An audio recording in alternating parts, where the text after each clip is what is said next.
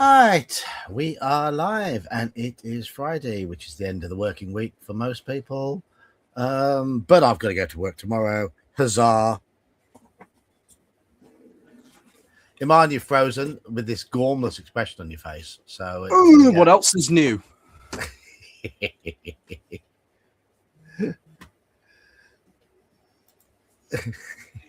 Hello, chat. How are you doing, fellas? So, we've got Andy and Brian, and there's Daniel.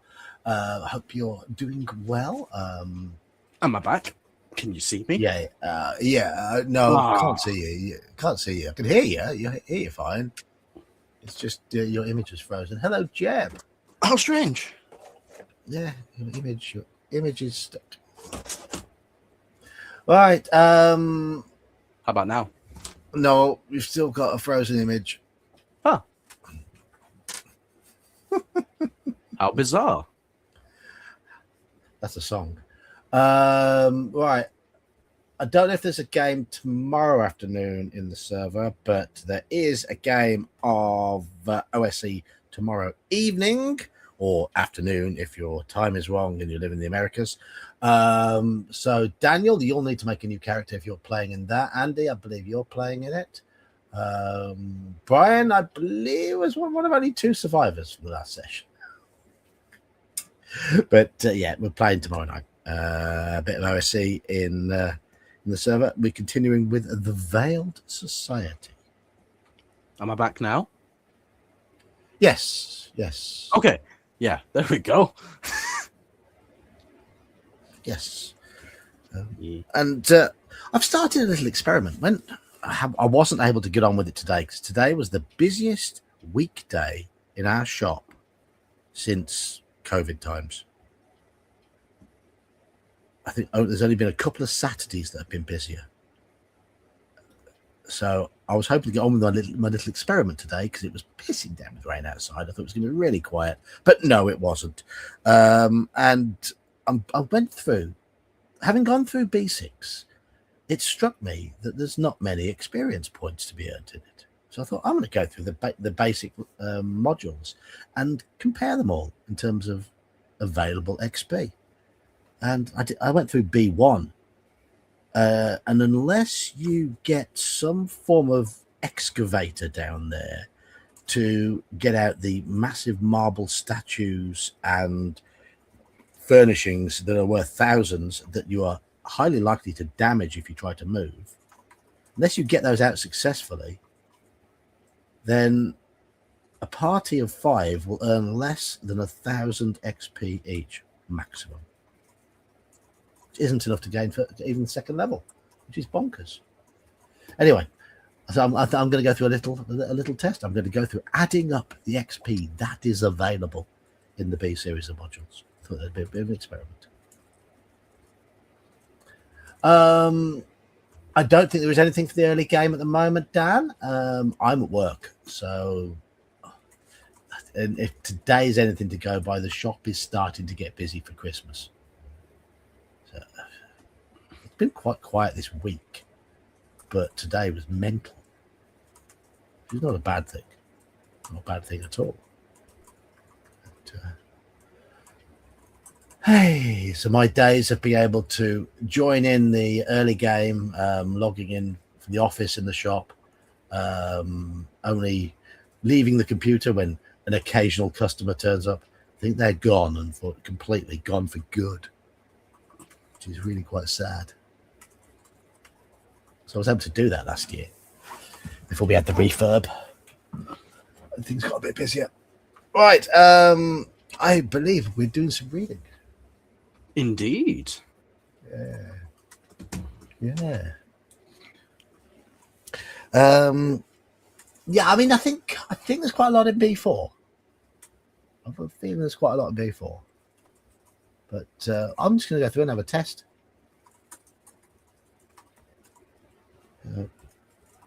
I did this same experiment years ago with some AD&D modules, and found there were quite a few low-level modules that would struggle to get an average-sized party to level 2. But some that, if you were thorough, though, you could easily make level 4 if the DM allowed that. Right. Let's get on with reading. It is Shakespeare versus Cthulhu. It looks like I've bent my cover. Look. That's not very clever of me. You're right, Iman. You look a little distracted there. Yeah. I'm just messaging someone about Mum. Okay. Oh, no worries.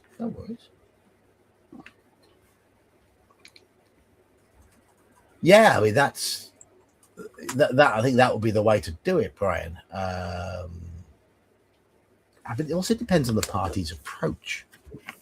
Brian, did you see the message I sent you? By the way,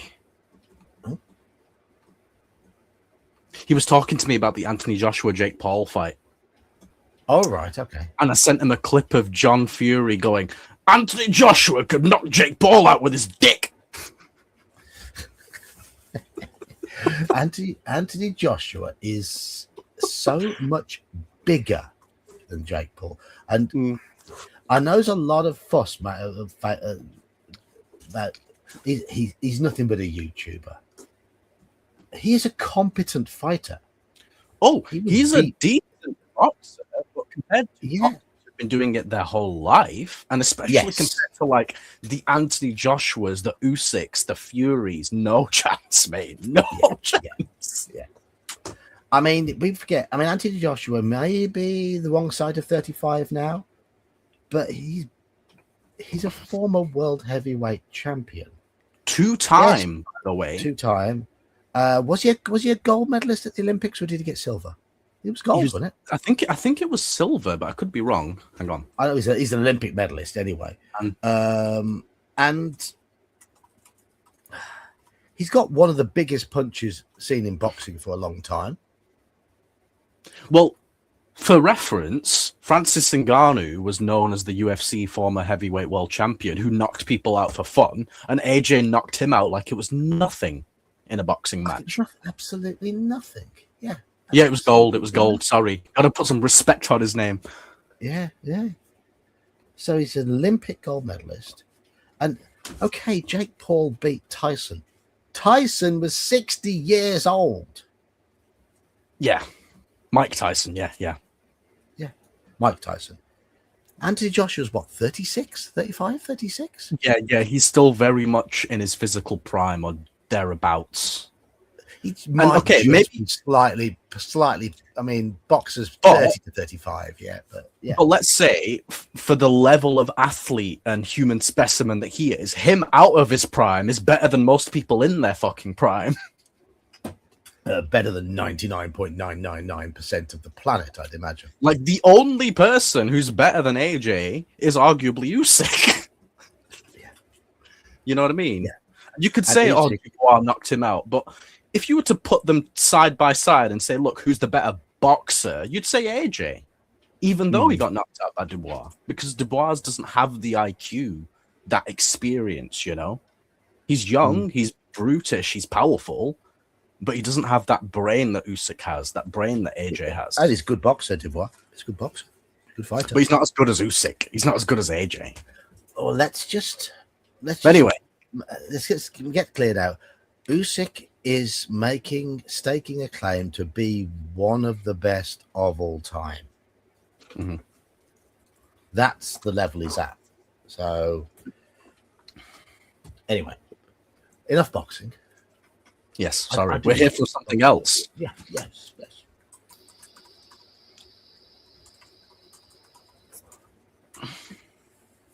So, I've got here 127 purchase. All right, okay. Yes, there's a stream. It's a Friday. I stream on Fridays unless something exceptional happens. I mean, what days does this stream fall on over Christmas? It'll be Boxing Day. Yeah. I'll definitely stream on the 19th. Don't know if I'll stream on the 26th. Depends how hungover I am. It depends if I mean, I might not even drink on Christmas Day. Who knows?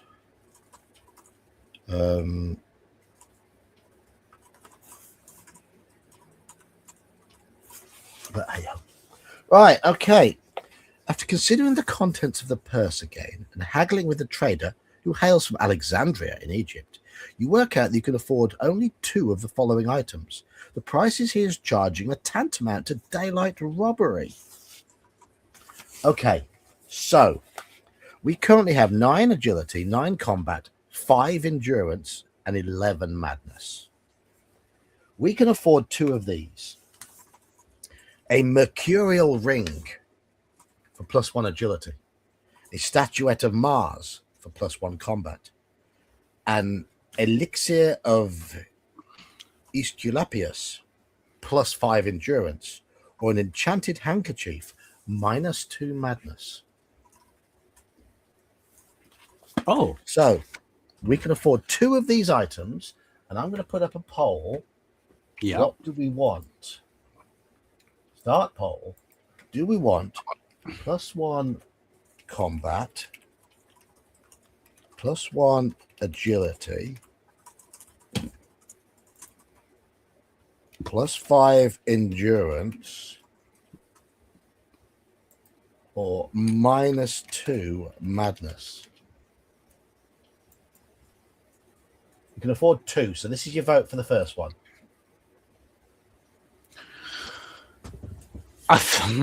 So I'm going to go ahead and say the -2 madness, because we're pretty much going to fail any madness tests if we keep rolling as we are now, because we know we're only going to get more. Yeah. Halakar, that was when Andy was asking if I was streaming last night. Yeah, no. Unfortunately, I was looking forward to it, but you fucking bastard. No. Hadn't I already streamed on Tuesday and Wednesday, or Monday and Wednesday? Is it Monday and Wednesday? Or Monday and Tuesday? I don't was know. It Tuesday? Wednesday? What days did I've already streamed twice this week anyway, haven't I? Yes. Yeah, he was referring to yesterday, Halakar. It's all good, though. I'm just waiting for him to carry on so we can slay the narrator. I mean, what? I'm pretty sure it was Monday and Wednesday, wasn't it? It was definitely Wednesday. I don't know about before that. Didn't I finish off the Ethan? Yes. Sorry. Yes, you did. Yes, it was Monday. Yeah.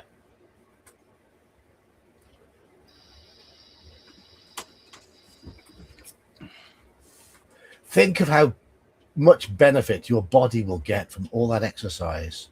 Actually, no. Think of how much benefit your body would have got from all that exercise 20 years ago. And now all the pain you get instead. Right. At the moment, the votes are favouring +5 endurance.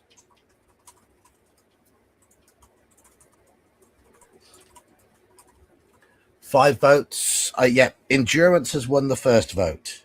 So I am going to have us take the elixir, which is a +5 endurance.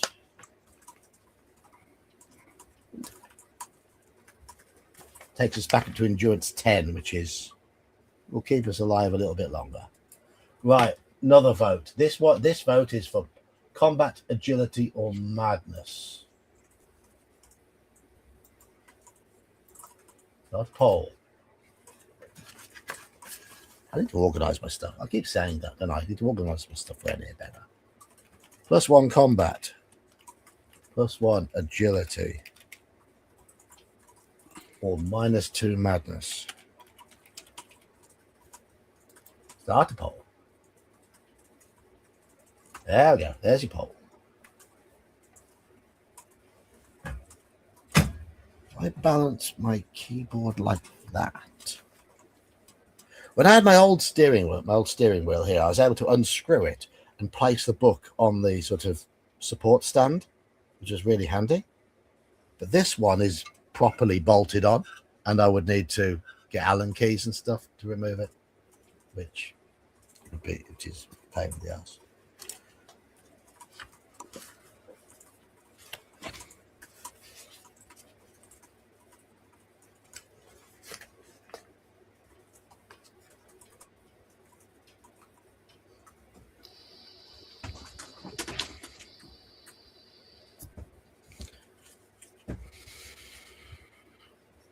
We didn't pick Madness last time, but we're picking it this time. Good. I think that's a good call. I would have taken it either way around, but those are the two I would have picked: is Endurance and those Madness. are the two I would have picked as well. Yes, I think chat have picked correctly this time. So there we go. Handkerchief giving us -2 Madness. I think that's a perfect call. It's our best chance to survive. So we're down to 9 Madness, which is still bad, but better than 11, which was horrific. We were going to go mad on the next roll.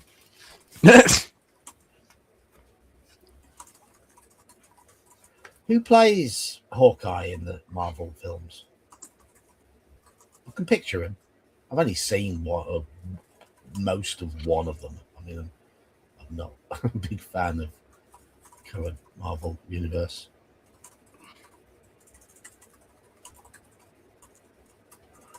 I read Marvel comics back in the 80s, but I haven't followed them since. And I enjoyed them back in the 80s. Yeah, it looks like Madness. Yeah, -2 Madness. One step beyond. Oh, he lost a leg clearing snow. Oh, there's more than one Hawkeye. I didn't know that. Okay. Oh, there was a TV series called MASH, which had a character called. It was set in the Vietnam War, I believe. Mobile Army Service Hospital or something. It's short for. There was a character called Hawkeye Pierce. My vape's not pulling. There we go.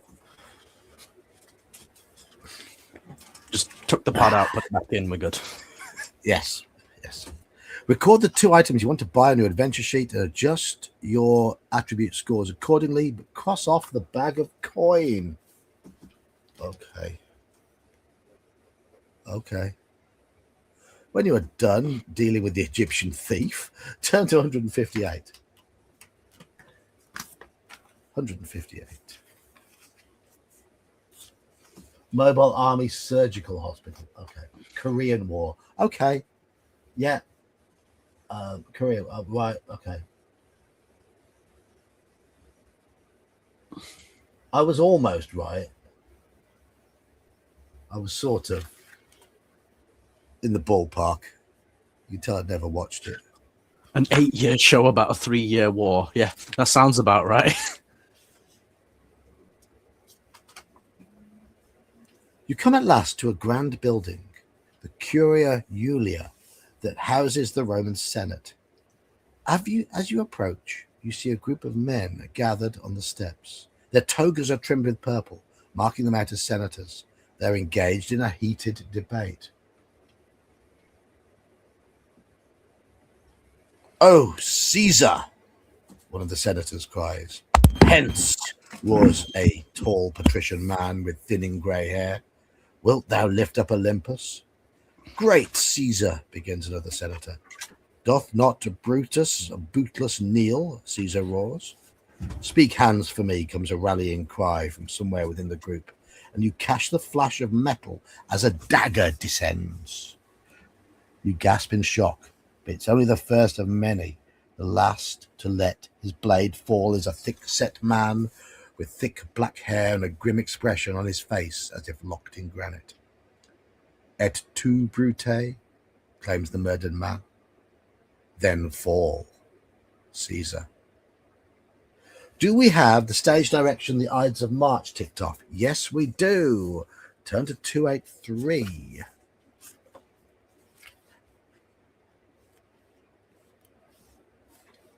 Beware the... Do you know what date The Ides of March is, Iman?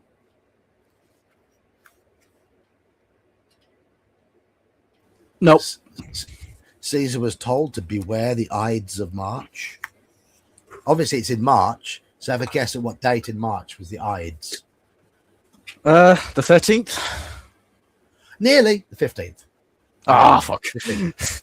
The Ides of March is the 15th of March. And that's the date that he was assassinated. Right, okay, cool. Well, sort of, depending on which side you fall on. Yep. I would be willing to argue. I've seen people discuss the whole idea of D&D alignments with regard to world leaders, and someone was arguing vehemently that Caesar was no better than lawful evil. And I was arguing, no, Well, not by any stretch of the imagination. if we're talking about by modern standards, yeah, okay. If we're talking about by their standards back in the day, no, absolutely fucking not. Yeah. By their standards back in the day, he was lawful good. Yeah. He was one of the most popular men in Rome. He did a massive amount of good for the citizens of Rome. Okay, if you were his enemy, no, wasn't good at all. But I think it's very much the human thing to think about things back in the day, but with modern constraints. Yeah. Because we can't really consider anything outside of what we understand, right? But, no. I mean, in Julius Caesar's time, the world was such a different place. Civilization was way less civilized. Yes.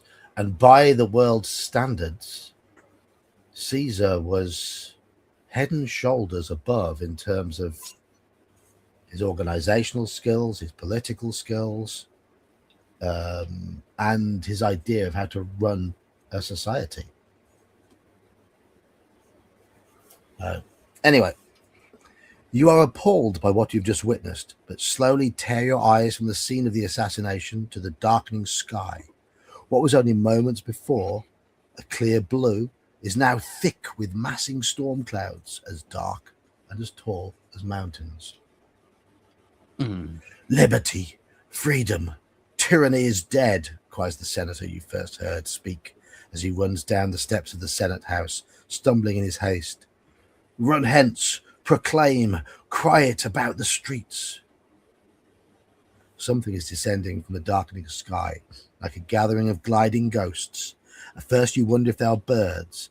Then, as they draw nearer, you think they are more like insects, until the monsters descend upon the forum and you realize they are vaguely humanoid, combining the form of carrion birds and even mammals.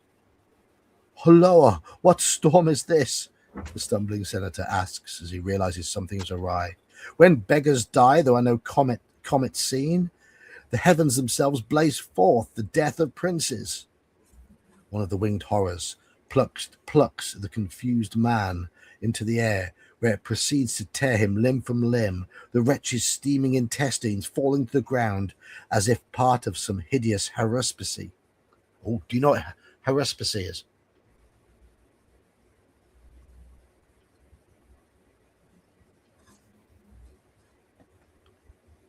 Do you know what haruspice is? No, that's why I was looking so perplexed when you said it. One of the Latin words I do remember is haruspex, which meant soothsayer. And a soothsayer was somebody who used animals' entrails to try and foretell the future. Oh, right. We came across one earlier, didn't we? Yes, we did. Yes. Absolutely, Helicar, using entrails to divine the future. Screams rise from the merchants, citizens, and slaves gathered in the marketplace as they realize they're in peril of their lives now that the heavens teem with new monsters. Considering your own situation, what do you want to do? We have 4 options, which I will put up there.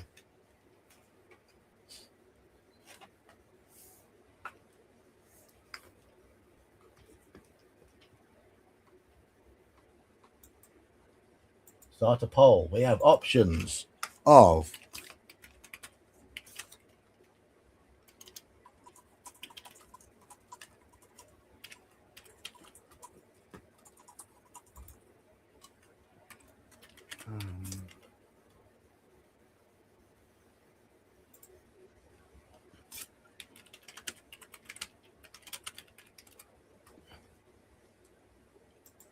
there we go. Those are your options. Fight, flee, penis, or where there's a will.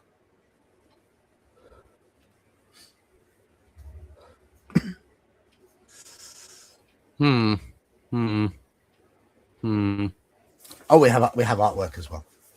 Oh, wow. Dun, dun. I'll zoom in on that actually because they're actually picking him up. So, oh no, I want this one, that one. There we are. Can you see them picking up the man? Oh shit! Yeah, holy fuck. Okay. Caesar dead on the steps. Creatures picking up the man. There we go. I say fight.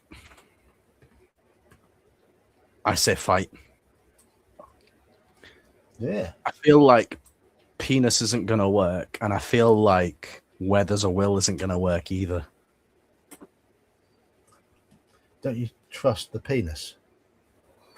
Not against non-humanoids. Supercharged gargoyles. Yes, indeed.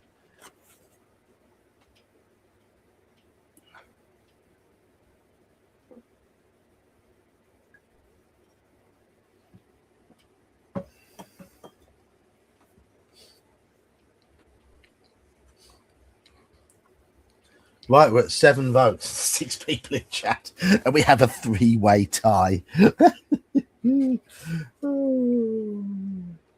Whoever picked Flea, you want to change your vote to one of the others.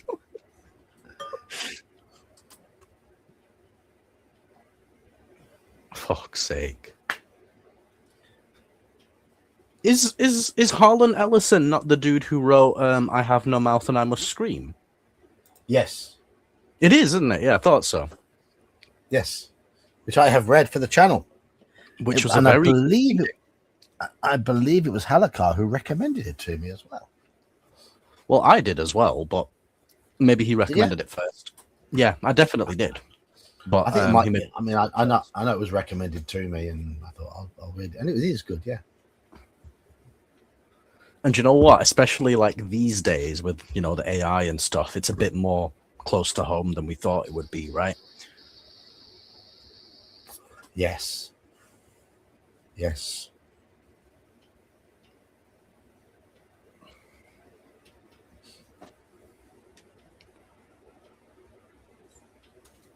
Well, it was very dark sci-fi. And the sci-fi elements were in the background. It was more about what was happening to them in terms of sanity and infighting and all that sort of stuff. And their torture. That's what it was more about. Yeah, it's about the fact that this supercomputer just wants to fucking toy with you for some sick sense of pleasure. Yep.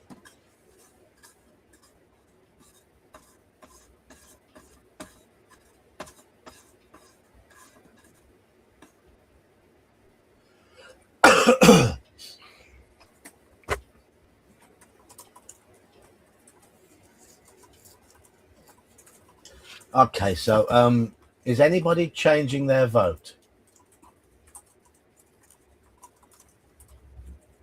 Anybody going to change their vote?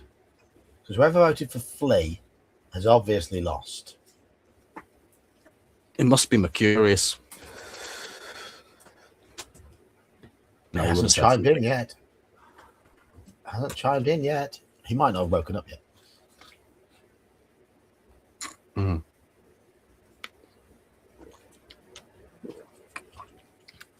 No one changing their vote? No. Okay. Right. Iman, you fancy rolling a d6 or shall I? No, I can do. Okay, roll me a d6. 1 or 2 we fight. 3 or 4 penis. 5 or 6 where there's a will.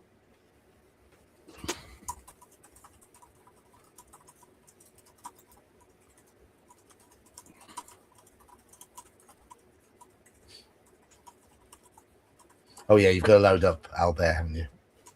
Yeah. Bear with me. Yep. Okay. Yeah. I just have to wait for the 10 seconds for the acknowledgement message to disappear. Mm-hmm. Right. 1 to 2 fight. 3, 4 pennies. 5, 6 where there's a will. All right, pennies it is. Yes, the mighty Wang. 2, 3, 5.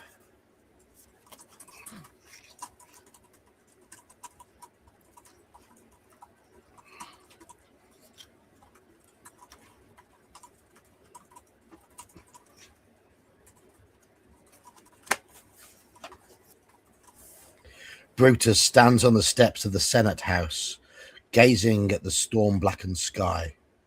What stir is this?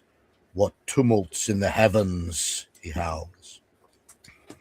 He shakes aloft his Roman blade as his fellow conspirators are carried away by the skyborn horrors upon the wings of night. Apollo's angry, and the heavens themselves do strike at my injustice. Cross off one use of the penis, special ability, and turn to 182. One of those left. 182.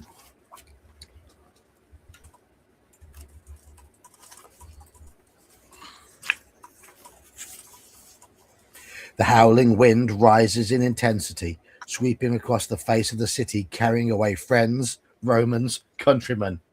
I like how he's got that in there. Finding yourselves contending I think that's funny. Finding yourselves contending with the fretful elements, you too are swept into the sky. Whither are you going? Caught between the elements of air and earth, you do not know. You're not even sure which way is up and which way down. But then, through eyes half closed against the ill-dispersing wind of misery, you see an ocean below you. You're happy to let the ruffian Boreas once enrage the gentle Thetis, and anon behold the strong-ribbed bark through liquid mountains cut, bounding between the two moist elements like Perseus's horse. And then, as if you're willing it to be so, makes it so. And then, as if you're willing it to be so, makes it so, the conveying gusts carry you down and deposit you upon the dying deck, hearing the surges threat all around you. Turn to 241. Was that Penis? Or was that Will? That sounded like Will. That was Penis. Aha! We're going to Act 3. Halakar, don't want to think about that.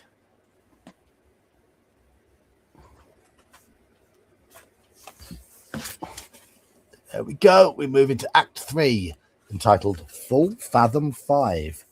I wonder if this is the Tempest.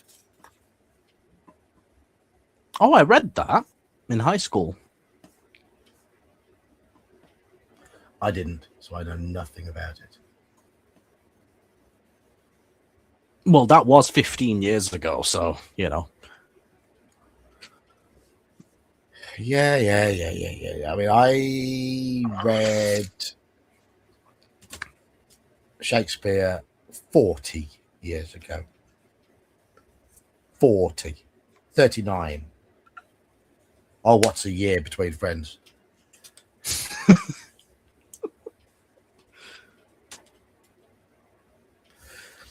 Thunder and lightning rend the skies overhead as the ship pitches under your feet. "Boatswain," shouts the master of the ship, "speak to the mariners.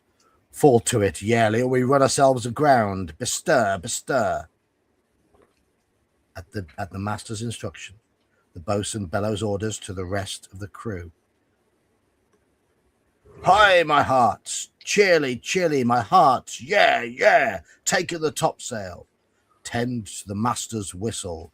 Blow till thou burst thy wind, if room enough." The sky is as black as night. So great are the clouds amassed overhead. A huge wave crashes over the deck, drenching all present and threatening to wash you overboard. "Down with the topmast. Yeah, lower. Bring her to try with main course." The boatswain's voice is almost drowned out by such bursts of horrid thunder, such groans of roaring wind and rain that the coxswain wails in fear. Doomsday is near. Die all, die merrily. "All lost to prayers, all lost," cries another of the mariners, as the angered ocean foams about the boat. In this sea of troubles, it is as though the ship were no stronger than a nutshell. So violent is the storm, you would give 1,000 furlongs of sea for an acre of barren ground, long heath, brown furs, anything at this very moment. Gain 1 madness point. Madness goes back up to 10.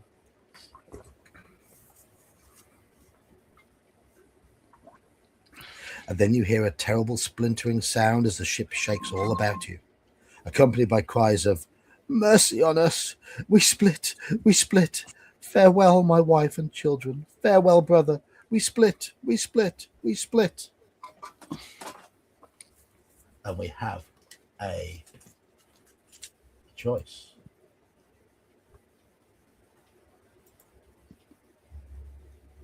I'm going to start on the poll. And we have options are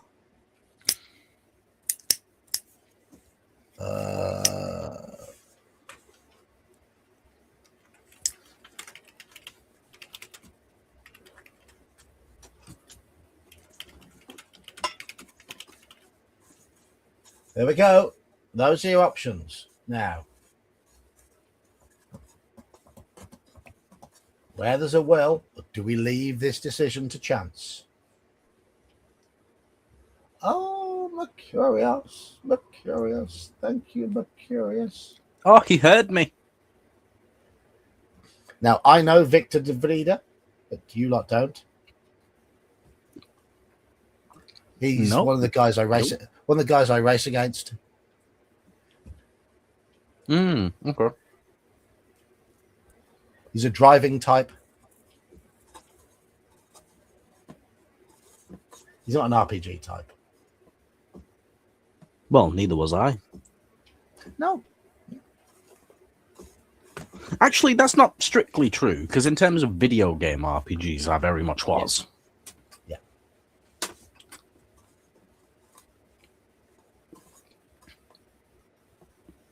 I mean, Dark Souls, Bloodborne, Sekiro, they're all RPGs because they put you in the role of someone that you play as, and it's a game. RPG is quite a broad category. Yes. I mean, Final Fantasy is one of my favorite game series of all time. That is inherently an RPG.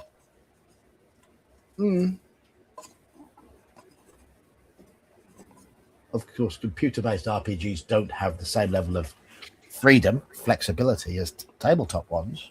No, of course not. There are RPG elements. You are making choices in a world as a character. Yes. And you have skill progression or character progression and things like that. You get XP, you get gold or whatever the equivalent would be, and they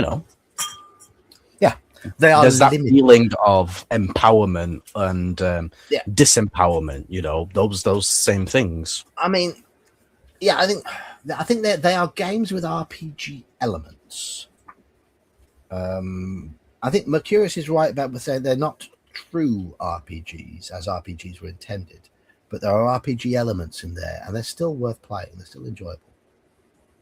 I definitely think so. Green Elf has shot the food. that's Gauntlet. Do you remember Gauntlet from Cat? We played it in Canada. Oh shit! Yeah. I was playing it while. Yeah. I've got a picture of you playing it. Was I monged? I was monged. Do I look really monged in that picture? No, you were zoned in. Oh, okay. If you look at that picture, you'd be like, he doesn't have ADHD. Look how focused he is. I think it's a matter of choice, a matter of taste with this. I mean, the first Baldur's Gate game offers a good level of freedom to wander around and create your party and interact. You can play good, you can play evil. Yes, you are limited to the main storyline, but there's so many side quests and you've got a lot of free roaming, much more so than in Baldur's Gate 2. Baldur's Gate 2 was more linear. So I prefer Baldur's Gate 1.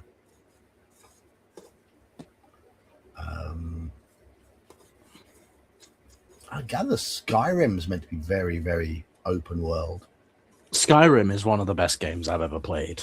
And you know what? Considering it came out 14 years ago, it still holds up like it would come out today. Or at least, I mean, that's my opinion. If you ask General Nut, he'll say, no, you have to mod the fuck out of it. I do think the term RPG is thrown around a little too much for video games. I think if there's a lot of linearity, then I would certainly argue with on the Curious' side for the more linear games, because are your choices really mattering? And I think when choices mattering, choices having consequences is an intrinsic part of an RPG. Well, it depends if you mean choices in the sense that they actually affect the outcome, or you simply mean you have a choice of when to do something, but you still have to do that thing. I think importantly, it's got to affect the outcome, or at least the immediate. Because let's say Tomb of Horrors, right? That's an RPG, but you know that there's an ending that you have to get to. Regardless of how you go about getting there, you still get there. Does that mean that's not an RPG? But you have so much freedom. You can leave whenever you want. You can. You go can. there. But that's the same as saying you can stop playing the game whenever you want. Like Final Fantasy VII, let's say, has an open world. You can go anywhere you want in that open world. You can tackle it in any order that you want. Tomb of Horrors isn't an RPG. Tomb of Horrors isn't an RPG. Well, it's a scenario. It's a scenario for an RPG. There's a difference. Okay, so it's like a side quest then. It's a scenario. It's not an RPG. Yeah, it's like a quest. It's like a quest. So it's like if I was in Final Fantasy in the open world and I found this dungeon and went into it and found out it was the Tomb of Horrors, that kind of thing. But if you were playing Final Fantasy, allowed you full choice of whether you want to go in there, exactly how you want to approach it, interaction with other individuals while you're doing it. Those interactions have to matter. And you've got complete freedom with how you deal with every element in that dungeon, then it is a true RPG. You have freedom in the sense that you can make whatever choice you want, but the choices are obviously predetermined, if that makes sense. Yes. That's why I think Final Fantasy let's say you can choose to agree with the NPC or not agree with them. You can choose to journey with them or not. You still have a choice. You know what I mean? It's not like you have to do what the game says. It's not like you don't have the intended method much freedom. The boss. You don't have as much freedom as you do in, for example, Baldur's Gate 1 on the PC. I haven't played Baldur's Gate, so you're free to roam and build up your party and interact with tons of NPCs. And yes, the interactions are naturally limited. They are programmed in. Yeah, but the very much actions have consequences. So. But actions still have consequences in Final Fantasy. Like, for example, like I said, you have an open world. You can choose to do that in any order that you want, or choose not to. That's completely up to you. It's not like you get maybe you can get locked out of certain things if you do something first, and therefore there is consequences to your actions. Like, let's say, for example, if you interact with this NPC, then another NPC you meet down the line will be like, oh, I'm not joining your party because they're there and I hate them. That has consequences, you know? Things like that do happen.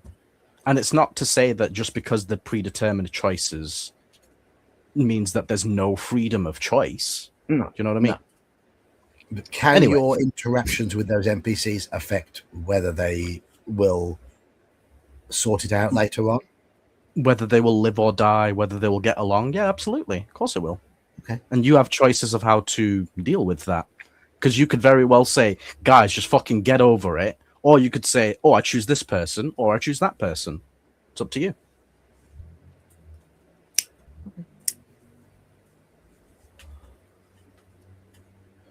Right. Anyway. But we can all agree escort quests are the worst thing ever. Oh, they're horrid. They're horrid, aren't they?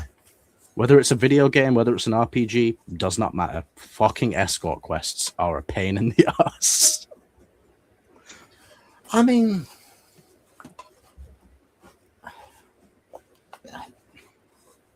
they're okay in an RPG. But it depends. It depends how it's done. Right. Okay, we're leaving it to chance. Roll a d6 then, please, Iman. Oh no. No one. An escort quest where you've got to get an NPC from one place to another. Yes, any other NPC can move twice your speed, not the person trying to escape. There's one particular one in Lord of the Rings Online who just walks so slowly. So slowly. Yeah. So the thing with escort quests in video games is that they're often completely fucking hapless morons who have no sense of danger or self-preservation. They walk too slowly for you to like run, but if you walk, they're faster than you. It's like an awkward speed. Yes. Ugh. And especially ones in like Assassin's Creed. Oh, fuck off. Seriously. Yeah, and they get stuck on scenery because like their pathing is fucked.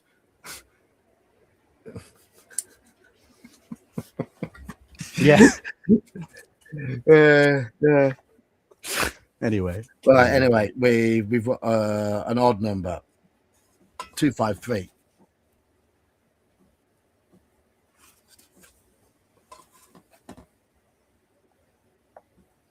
You feel your body part company with the deck, and then you are falling through the watery air until you hit the silver waves. There's a dreadful noise of waters in your ears, and what ugly sights of death within your eyes. And then something rises from the depths, with a dead-eyed stare and jaws agape. It is the deadliest predator in the ocean, the ravined salt sea shark. Do we try to defend ourselves against this monster, or are we penis waving? I thought Cthulhu would have come for us then. Okay.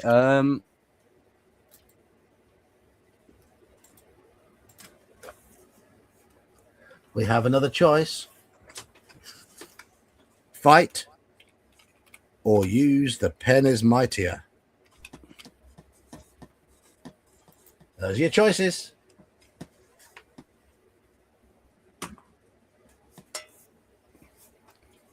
We've got one use of the pen is mightier left.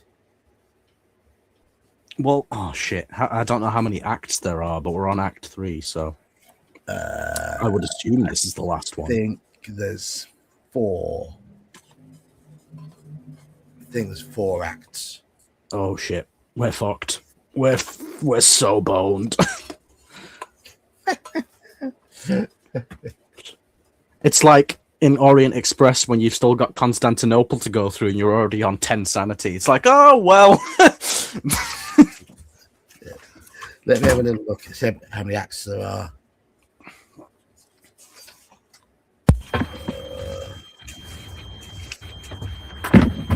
Yeah, it might be 5 actually.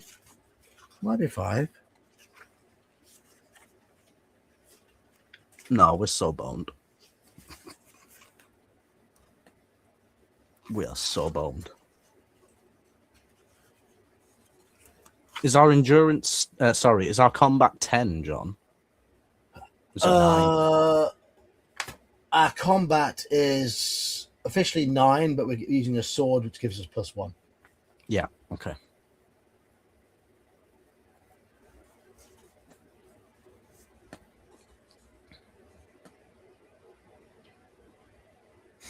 I wonder if this sword has maintained its, like, you know, the way it looks throughout the time periods. Because there must be people thinking, where the fuck did he get that from? What is that?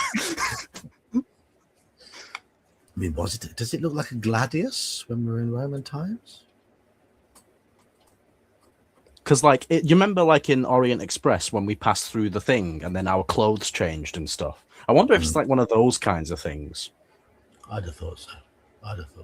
Because otherwise you'd stick... Well, you already stick out a bit, but, like, you know. Yeah.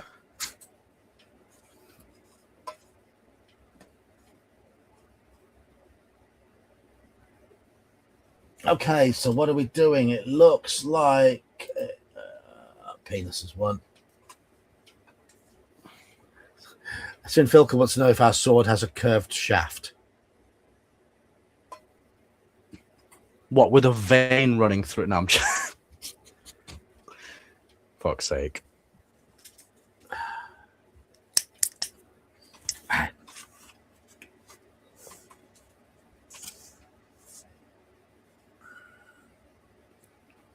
$265.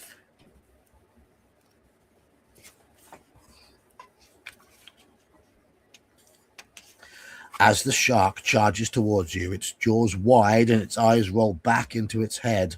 At that moment, you bring your blade to bear and thrust it through the roof of the monster's mouth and skewer its too little brain. Cross off your last use of penis, mighty. There we go. Oh, well. Oh, well. Oh, well. Turn to 289. Yeah, there has to be. I think it's 120 entries per act, and there are 600 odd entries in the book. So yeah, it's got to be 5. You're right. Yeah, Shakespeare's are 5 acts, aren't they? Well, I mean, you wouldn't read all of the entries on a Choose Your Own Adventure playthrough, would you? No.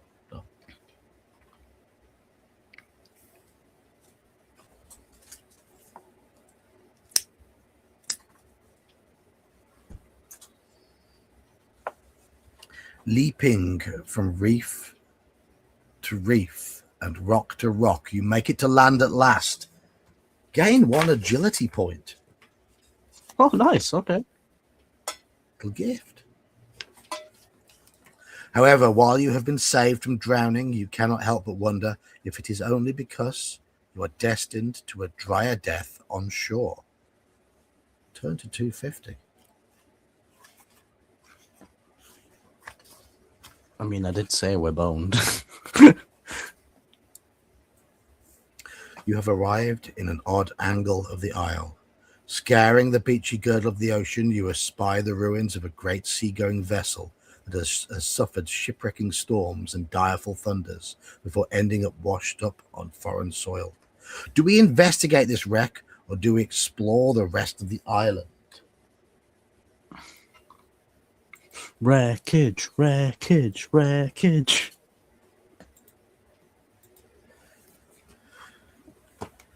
Okay, so do we check out the wreck, or do we go off to explore the island? I've started the poll.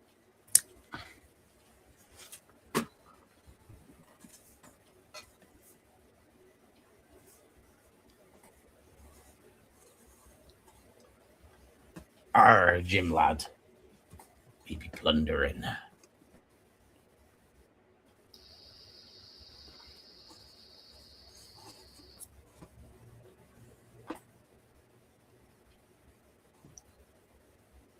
Let's do some No, spelunking. Or does that have to be specifically like in a cave? Spelunking is caving. Is it specifically? Okay, right. Yes. Yes. Looks like There's a wreck is popular. There's a roguelike game called Spelunky. I have actually heard of Spelunky.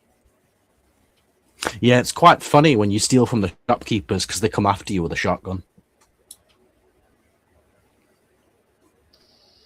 And then you can't enter any shop ever again. Because all the shopkeepers somehow know. Yeah. I don't know why there's shops in the cave, but there you go. Being a shopkeeper myself, word gets around. You learn which scroats to lock the door to.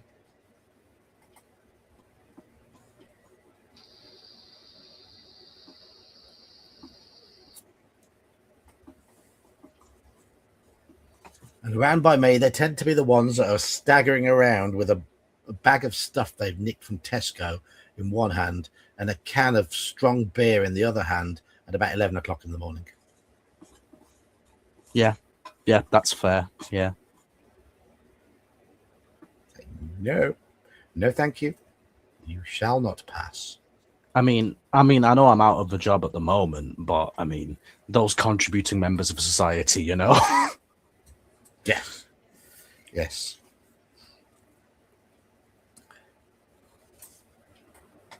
Okay, so looks like everyone wants to investigate the wreck. That's pretty fucking unanimous, you know. I mean, It is, yes, yes. On closer inspection, you see that the timbers half buried in the beach of this pagan shore are the stern of the vessel. Both the deck and the hold remain intact. What do we do? Climb up onto the deck, enter the hold, or leave the wreck? So,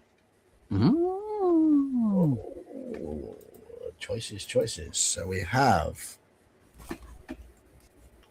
deck, hold, or look, I'm just going to go deck or hold because I don't think anyone's going to vote to leave the wreck alone and explore the island.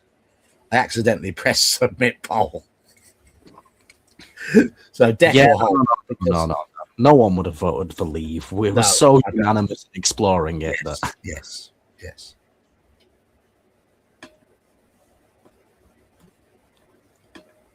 just a matter of if they want to deck or hold.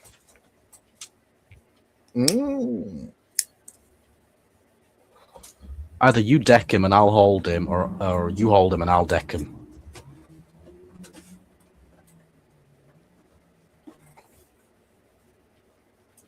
I'll do the holding. That's what I'm trying to do. That's true. Can't deck someone to save my life. I'm not sure if I could, but I could give it a good go.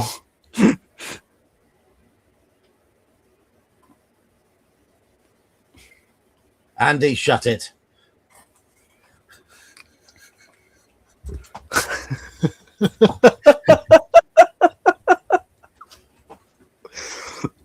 Fucking hell. Trolls get fire. Burn the troll. Hey, John, does that compute with you, or what Andy said? Or is that frying your circuits a bit? It's frying my circuits, yes. So, when I played Slay the Princess the other night, you predicted me completely wrongly, didn't you? I did, yeah, I did. I was not expecting you to be so trusting of the narrator. It's not the trusting of the narrator, it's the logical matter-of-fact approach. Well, I mean, okay, but the facts were presented by the narrator. Who you trusted that it was a fact. Yeah. The facts were only the facts as presented by the narrator. There were no clues, really, that the narrator was up to no good up until that point, though. Well, I mean, the fact that the game told you this is a love story right before you start. Yeah, it's true. Okay. So I don't pick up on hints very much. I'm not saying it was wrong. I'm just saying I predicted wrongly because I thought you would have been on the... As you are in life, you're quite middle of the road in the sense that let me learn from myself what's going on rather than just blindly trusting what's told, right? Is that fair to say? So I thought, okay, you're going to go the middle of the road path and say, right, let me go to the cabin. Let me see what's up. I'll take the blade just in case, she is dangerous, but I'll try and talk to her to see what's going on. No, you just went, trusted him, take the blade. Hi, princess, not even talking to you. I just saw the logic of her dying or the world ending, in which case everybody dying. Well, now you know various things, and Yeah, now I want to kill the narrator instead. I just love how you went, yeah, well, that's the fact. That's the facts of the situation. No questions asked. Let me take the blade. I'm not even going to say hi. Just stab her.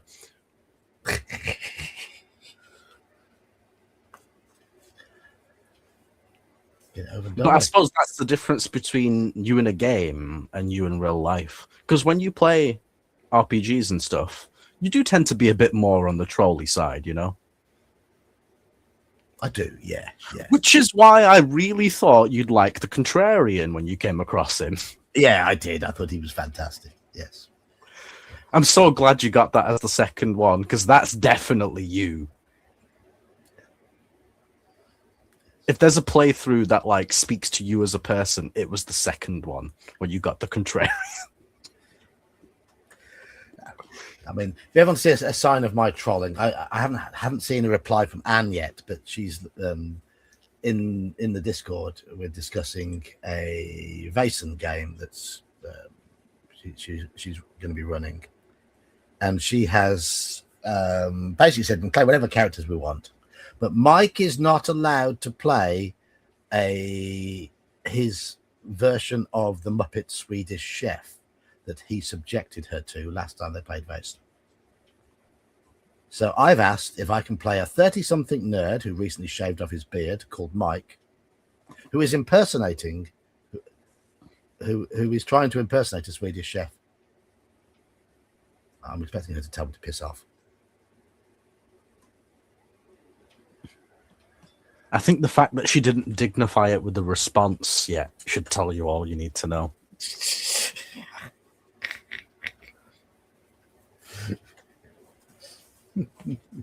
Right, anyway, deck. Climb up on the deck. 2-7. I thought people would go for the hold here, but I would too. It's closer, isn't it? It's an easy thing to climb up to the poop deck using the I always found that funny. Poop deck. Using the ornately carved decorations to help you. Once there, however, you hesitate, for some of the islanders have got here before you. The dead carcasses of unburied men lie here, and crawling all over them are dozens of large crabs. Although part of you knows you should leave well alone, another part of you wonders what treasures these wretches might have been carrying when they died. Oh, me. Seeing your presence, the crabs raise their pincers and snap them together furiously in a threat gesture. If you want to loot the corpses, you're going to have to fight your way past the crabs first. So what is it you want to do? Attack the crabs, use our penis, which we can't because we haven't got one left, or retreat. So. Right, this is a Metal Gear Solid 3 meme reference. If anyone gets it, I'll be shocked and very happy. Crab battle! Yeah, I don't get it. I don't get it. I don't get it at all. So it's a mixture of a meme from the internet from back in the day, which is giant enemy crab. That might be more familiar to some people. No, not familiar to me. And then there was this, back in the days when Flash was a thing, someone made this meme thing of Naked Snake in Metal Gear Solid 3, basically having this fucking hell of a time fighting this crab. Like, this crab was so strong that it broke his knife and it took his eye out and this whole fucking thing. And the whole time he's just yelling, crab battle! Did Amelia Earhart get eaten by coconut crabs? Probably. I mean, she crashed in the Pacific somewhere, didn't she? So she probably got eaten by crabs. I mean, did it say how many of them there were, or how big they are? No, just that they've been eating the corpses. Delicious. So basically, if we kill them and eat them, we'll be cannibals by proxy. Possibly.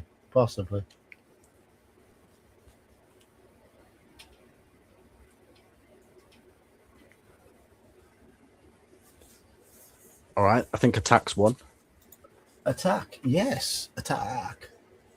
We're being brave. The big ass, right? Okay, attack the crabs. 257.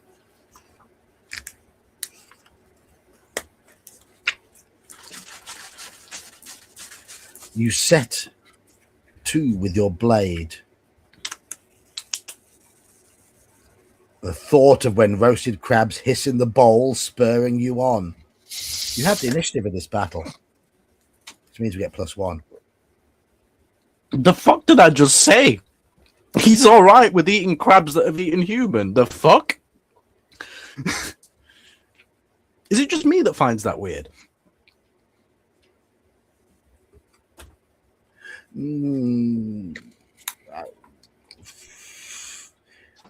It depends how hungry you are, I guess.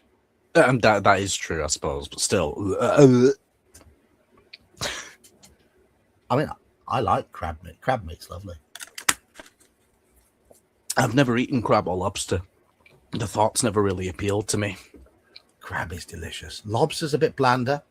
Lobster is more the other flavors you add to it, but crab is delicious. Well, funnily enough, lobster used to be like a cheap man's food, a poor man's food, right? Mm-hmm. And now it's like, expensive. Yeah.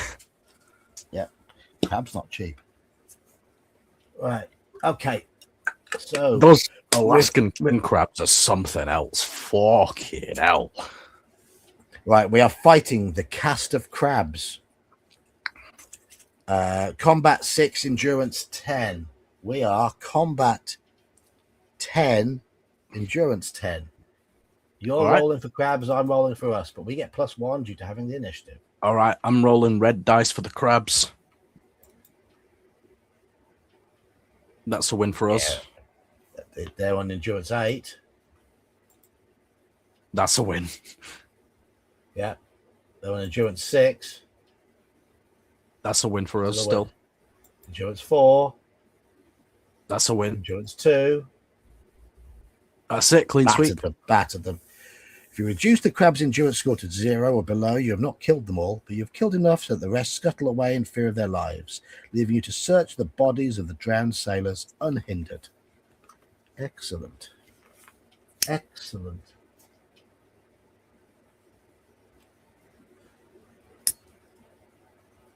You know what, Elfbait? If I ever go to Maine, I'll follow your recommendation there. I used to watch those videos from that Jacob Knowles, that Maine lobster fisherman. He was such a fucking cool dude. I learned so much about like the things, like the, I guess, rules for lobster fishing. You know, like if it's above a certain size, you can't keep it. If it's below a certain size, you can't keep it. If it's a female, you can't keep it because you need them to breed and stuff like that, you know? Oh. Yeah. And then they like, when they find a female, they like notch the tail so that when other fishermen see it, they're like, oh, it's a female, throw it back. Like instantly without needing to like check. Those kinds of things. And this guy, he even does like a kindness to them. You know, if they have like barnacles growing on them, he'll like, you know, take them off and stuff. Oh. Yeah. Cool guy.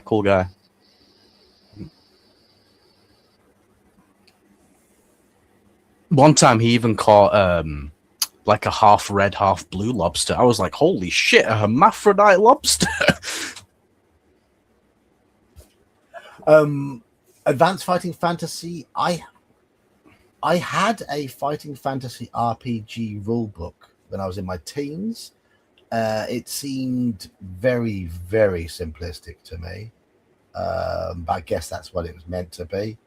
I never played it as an RPG. It's more of like a bridge, I will say, as a Fighting Fantasy nerd, it's more of a bridging gap between Fighting Fantasy and more traditional RPGs like D&D. Yes. So if you want something that's a bit more than Fighting Fantasy, but like not quite as, you know, detailed and all that as D&D, then that's probably a good middle ground for you. I can't have butter though, Brian. So well, I mean, it's not fair really, because butter makes pretty much everything taste better. I like crab anyway. I think crab meat's delicious. Absolutely delicious. Right. Sailors were clearly not wealthy men. Either that or their treasure hoard now lies at the bottom of the ocean. But you do find a corked bottle of sack. Of what? Sack. What? Type of booze. I don't know what that is. Google's your friend. How do you spell it? S-A-C-K. Sack. Sack.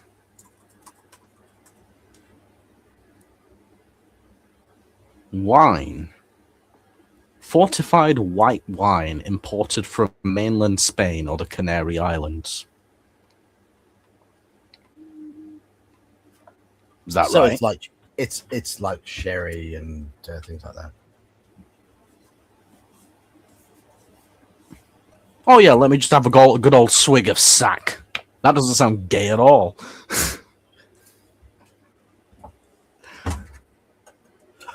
And they were more like a game of D&D, but with incredibly simplified mechanics. Yeah, it wasn't like a choose your own adventure, turn to this page kind of thing. It was like the progression of what you would expect a D&D game to go like, but very simplistic as opposed to things like D&D.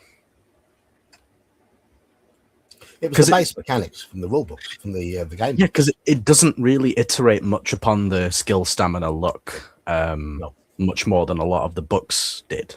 Because D&D has a lot more things that go into it, as well as just the base stats, right? Yep.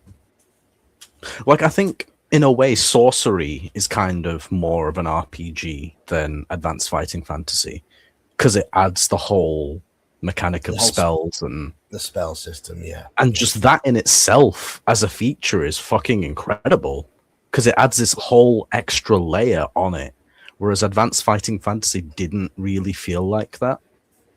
No. But that's just my opinion. Like, I'm not the people who wrote it, so if I had 1,000 sons, the first humane principle I would teach them should be to forswear thin potatoes and to addict themselves to sack.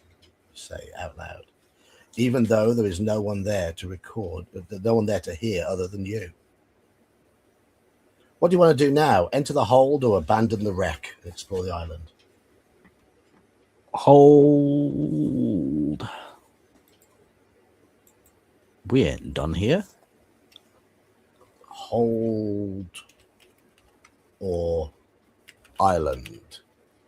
These are your choices. How do you pronounce that? Dungeness or Dungeness? Dungeness, I'm assuming. I would have thought it'd be Dungeness. Otherwise, the pun wouldn't really work so well. Yes. Okay.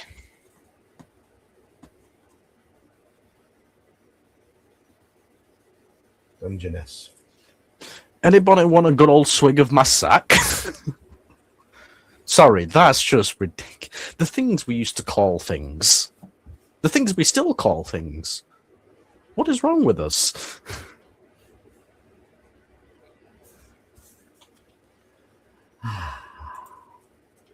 Oh, it's the female version of the word dungeon. Is it actually?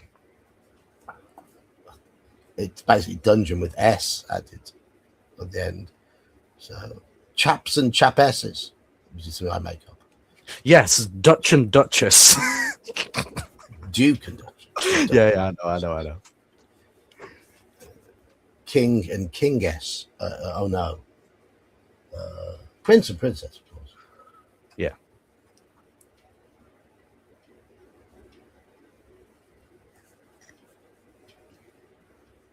Well, aren't all dungeons S's because people enter them?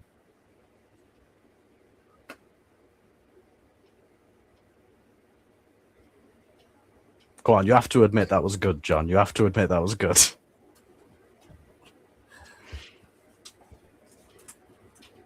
Are you morphing into Halakar? No, I'm just finding myself, mate.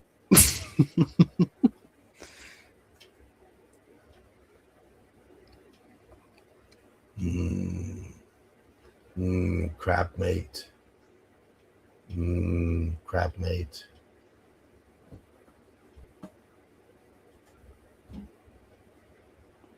Yes. I love seafood. I really, really like seafood. I should eat more of it than I do, but it is quite expensive, unfortunately. But I could live on it. Enter the hold. I do love me a good salmon. Oh, we have a. I didn't. How long have you been waiting there?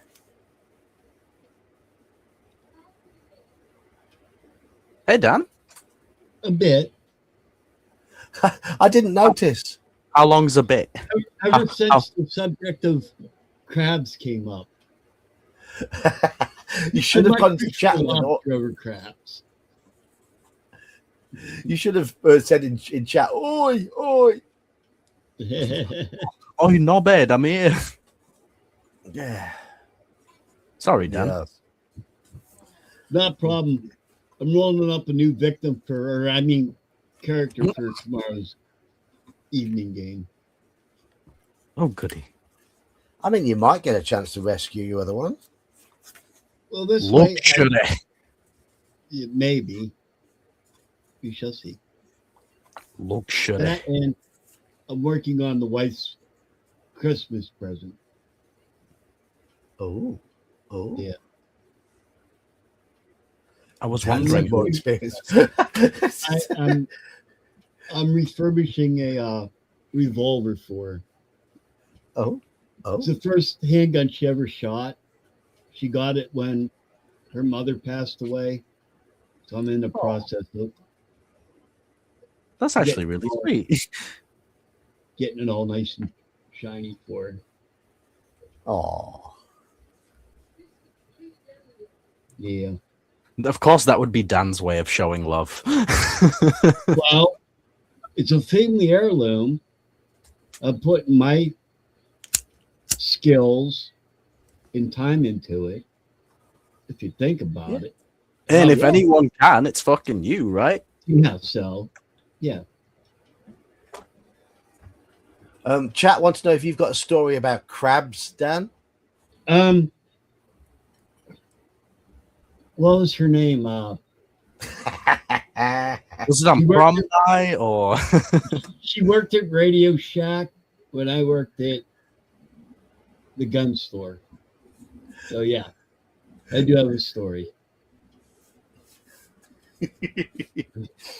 It's dark in the belly of the beached bark. Yeah. I like that. It is dark in the belly of the beached bark. That's a great way of saying it's dark in the hold of the ship. But in the gloomy place, you can make out tumbled barrels, now buried in the sand, and a large tarpaulin. As you pull it aside to see what lies beneath, several rubbery limbs reach out for you and wrap themselves around your arms and legs. A large octopus is hiding here in the hold, now has you in its suckered clutches. There's Cthulhu. So we have another option to use the pen is mightier. Except we haven't got any left. So Iman, can you roll me 2d6? Boom, boom. There you go. 7. Nice. That's a combat test. We've passed it. Oh, good. Still red dice, but there you go. They were rolling low for the crab, so I thought they'd roll low for this. That's what I'm going with. You win your first fight for freedom against the octopus, without the monster mollusk claiming a pound of flesh from your beleaguered body. You decide to quit while you're ahead and leave the wreck behind. Set off to explore the isle upon which you find yourself stranded. Okay. So the only decent thing to get from the ship was the bottle of booze.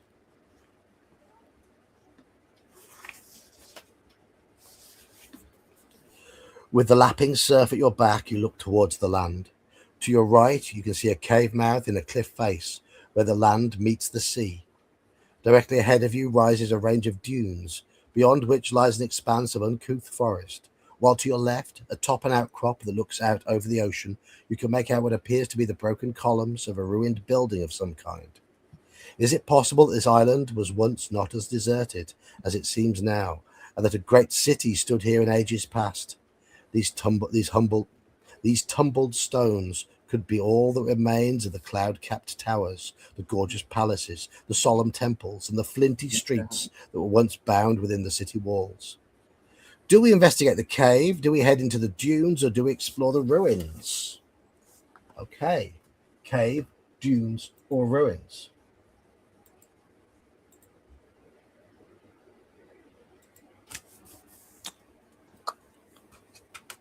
Cave,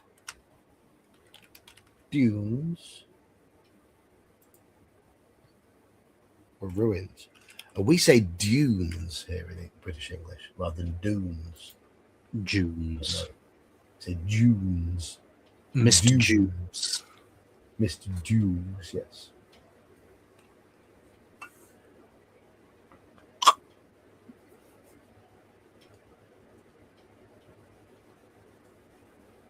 I'm going to say the ruins. Elfbait, are you quoting the Bobby Darin song there? Under the sea, somewhere under the sea.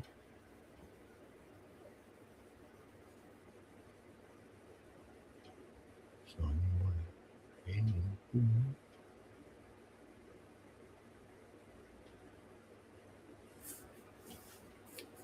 right. Octopus's Garden. I don't know Octopus's Garden. Oh, what movie was that in? Crap. I know the song. Is that Bobby Darin? Yeah, somewhere beyond the sea is. I think Bobby they Darin, had it in the Disney movie Little Mermaid 2. Yeah, see, I was thinking of SpongeBob's Finn Filker. Or isn't there like a bit in The Simpsons where Homer Simpson's like singing and he's like eating all those crustaceans at the same time? Oh, it is a song. Octopus's know. Garden is a song by Ringo Starr. Okay. And Brian knew that yeah. with his Beatles comment. Yeah, okay. I never listened to Ringo Starr's solo stuff. Hey guys, I wrote a song. Oh, God.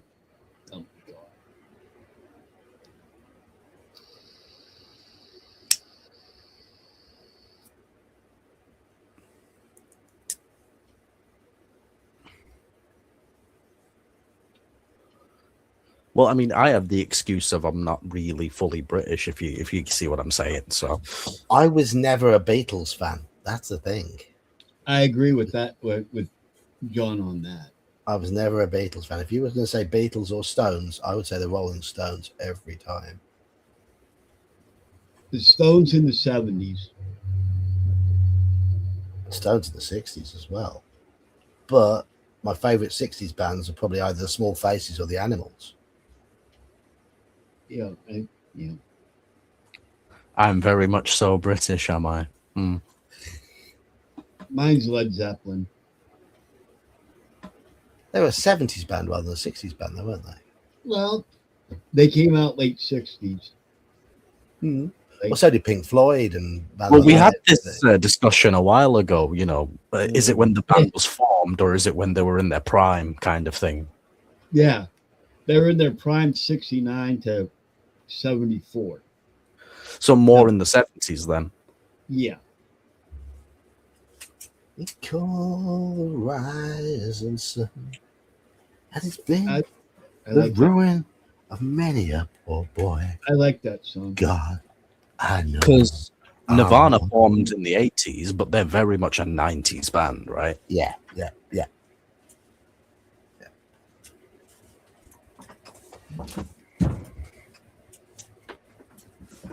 Right. I mean, the Animals were geniuses of their craft, in my opinion. Ruins has won, John. Well, yeah, nobody does think of The Cure as a 70s band. True, even though one of their most famous songs, "Boys Don't Cry," was written in the 70s, and their first album, 79. Oh, I love Nirvana. They're my favorite band. I see two people. I've horrified two people in chat. But The Cure certainly came to the fore in the 80s. 17 Seconds, 1980. Followed by Faith, 81, and Pornography, 82. Best three albums, in my opinion. 17 Seconds is John every time the Bangles are on video. Yeah. Followed by Pornography. Yeah, but 17 Seconds, Faith, and Pornography were, I think, the best three Cure albums, and they were 80 to 82. And depending on my mood as to which one I prefer.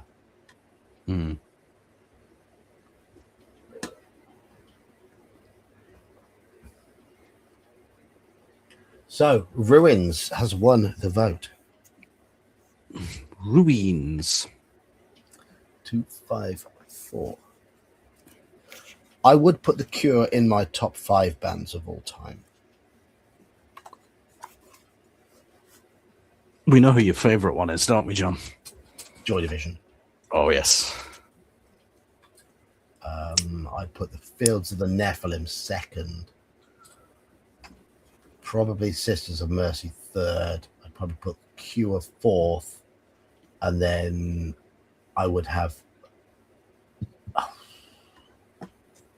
There's a group of bands that I would bounce in between 5 and 10, including Nirvana, Nine Inch Nails, Echo and the Bunnymen.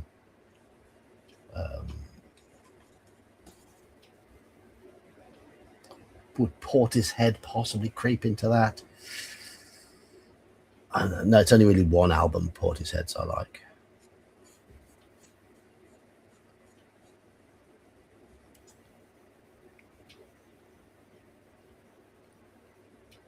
Wait, who? Why are we talking about weed all of a sudden? What? Did I miss something? Yeah.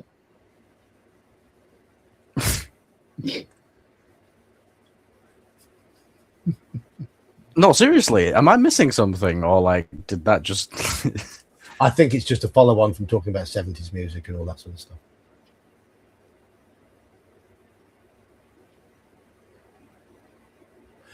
So it's because you were from Seattle and you were just so bombarded with it. Fair enough. Yeah, that makes complete sense. Like, if there was like a famous band from Burnley, I'd probably be like, "What the fuck you on about? It's Burnley."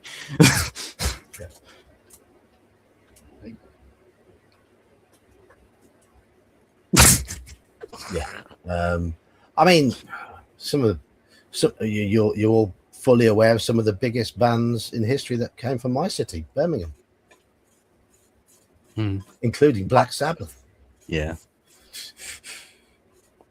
What era would you say they were? I'd say they were 70s because that was when they sort of came to their fore.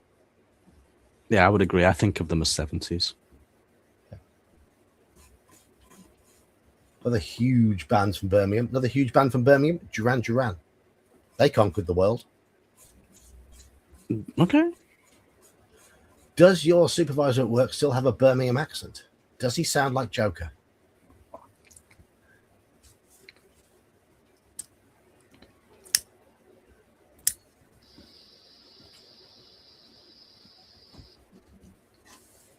Which bands were coming through during my Duran Duran? Were, I mean, they were coming through sort of 80 to 82 really, and really sort of peaking 83, 84, and that was when my early teenager. I became a teenager in 84, so later in the 80s. Oh God, it was UB40. Def Leppard. Def Leppard were Birmingham band, I think. They were from Sheffield. But no, I think Birmingham bands. No? South Yorkshire. South Yorkshire, yeah.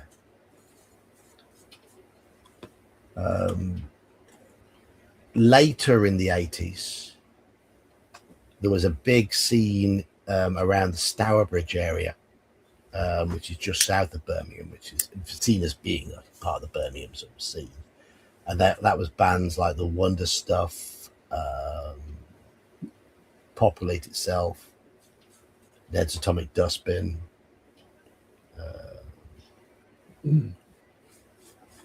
The closest places to me that it would be known for music is Manchester and Liverpool. Yes, sir. Yeah. And of course, I mean, my youth was partly defined by Manchester music. Bands like Happy Mondays coming through. I mean, has there been anyone from like Leeds, maybe? Sisters of Mercy. Oh, really? Okay.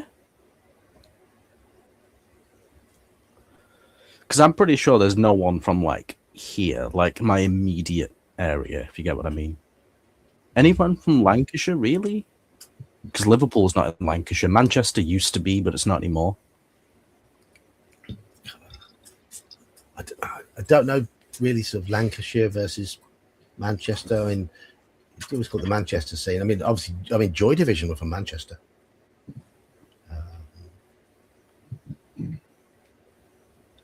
New Order, being a Manchester band, were huge in the 80s. Anyway, where were we? Ruins. Anyway, Blockhead. yes. My cat just bit me. No. Scaling the grass-clad crag to the ruins, you see that they consist of a circle of broken columns, between which stands a series of statues, and above which a partial dome remains, like the eggshell of some bird of prodigious size. There's nothing ill can dwell in such a temple, if the ill spirit have so fair a house. Good things will strive to dwell without. Within? With it? It's with apostrophe. Deduct one madness point. And total Okay. 27. Okay. Chumbawamba from Burnley. Okay. They played a lot around Leeds when I was at university. Saw them live quite a few times. They were a very common support band in the Leeds area. Who was that band you said you told me you were like, they were not well known at the time and everyone like threw beers at them and stuff? Radiohead. Oh, Right, my word. okay. I like Radiohead. I've thrown beer at Radiohead in a pub. Yeah, That's I mean, funny. they're not bad. They're not bad, you know. It's quite funny to think that happened, you know. Where are Killing Joke from? No, Killing Joke, a good band.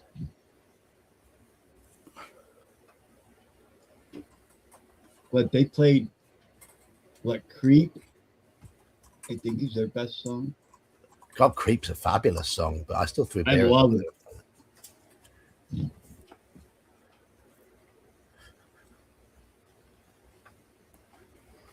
Right.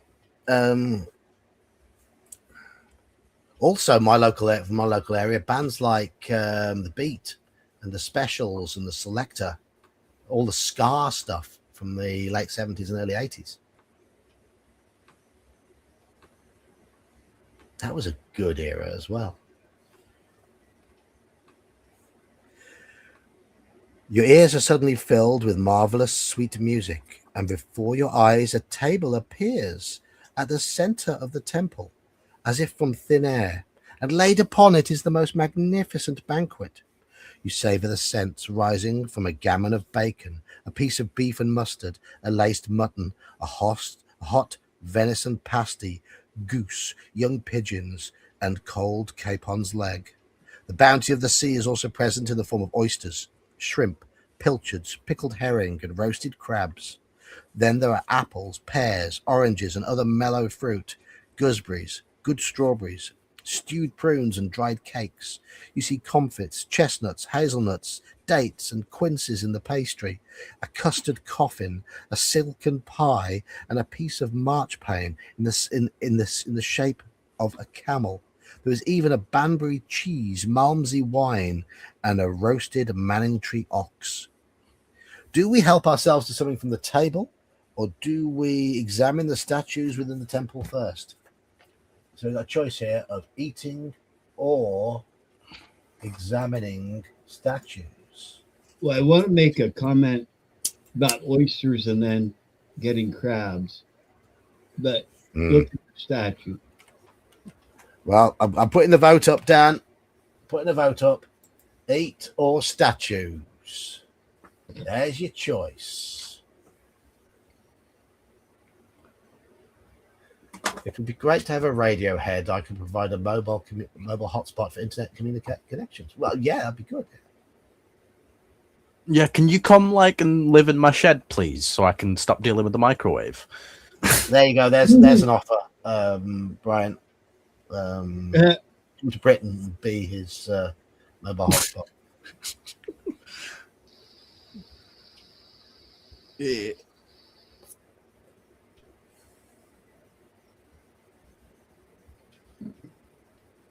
Trying to come up with more big Birmingham bands. Ocean Colour Scene were big in the early and mid 90s. They were from my city. ELO, Electric Light Orchestra, Birmingham band. You Americans will know them.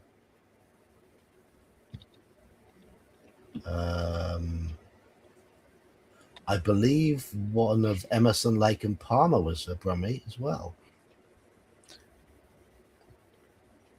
Everybody's saying statues, basically. Have you heard of the Hollies? Of who? The Hollies. The Hollies, yeah. Bobby Elliott was from Burnley, the drummer. Okay.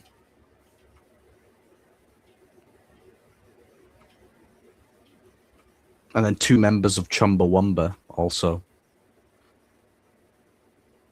Yeah. Danbert Nobacon and Alice Nutter. Dan but no bacon. No bacon. He's the one who threw a water bucket over John Prescott at an awards ceremony in the 90s. Ah, 2 Jags, of course. Yes. Long Cool Woman in a Black Dress is the Hollies. Yes, it's a good track, that is. That's a good tune.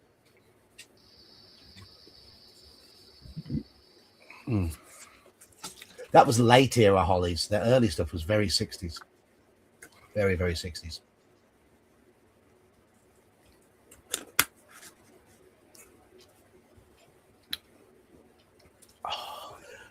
Right.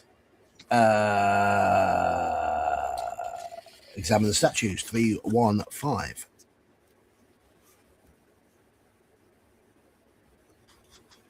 The air that I breathe. The air that I breathe, yes. That was a huge hit. And he ain't heavy. He ain't heavy. He's my brother. Was there another big Hollies song? You consider each of the statues in turn. The first is a mature bearded man seated upon a throne, holding a thunderbolt in one hand and a scepter in the other, with an eagle perched upon his shoulder.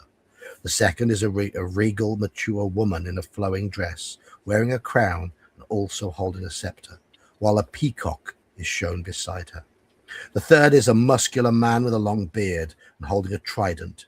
At his feet, dolphins and hippocamps play. The fourth is a matronly woman holding a sheaf of wheat and a cornucopia, while the fifth is a powerful warrior clad in armor, his face hidden by a helmet, carrying spear and shield. The sixth and seventh statues are those of a beautiful young woman holding an apple and a mirror, and her companion, a chubby winged baby boy with a bow and arrow. The last is an athletic young man. He wears winged sandals and a winged helmet and carries a staff intertwined with serpents. So we've got Zeus, we've got Hera, we've got Poseidon, we've got Artemis, we've got Ares, we've got Aphrodite, we've got Cupid, Eros, and we've got Hermes. Okay. Right. Yeah, Carl Palmer. Carl Palmer was the Brummie one, yes. Yeah.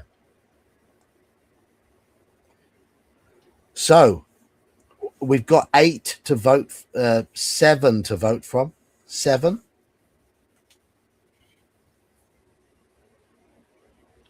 Oh, 7 to vote from because it's a beautiful young woman and the cherub together. I'm going to have to get you guys to type these ones in chat because there's too many options for a vote. So, chat, I need you to type these ones in. Who do you want to vote for? They did give 8, but they gave Aphrodite and Eros together as one option. So, which one do you want to? Which of the statues do you feel most drawn towards?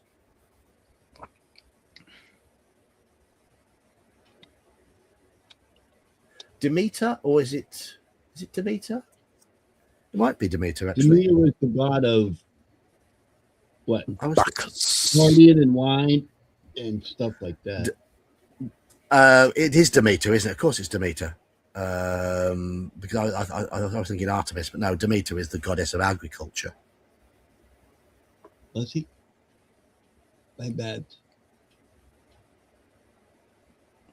Wine was Dionysus. Okay, Bacchus. Dionysus. Yep, you're right. Correct. You'd think an alcoholic would know that. Oh, Sophie would know all of these, I'm sure. Mm-hmm.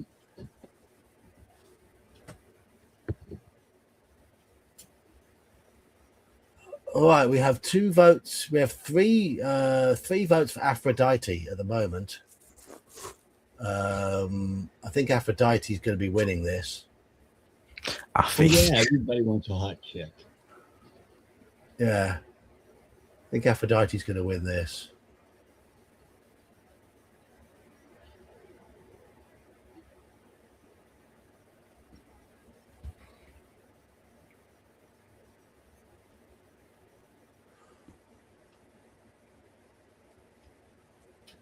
Persephone was Demeter's daughter, wasn't she?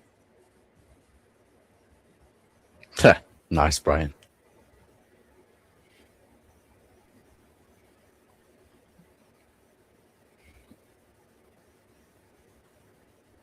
Yeah, hello, no, sorry, you've snuck in.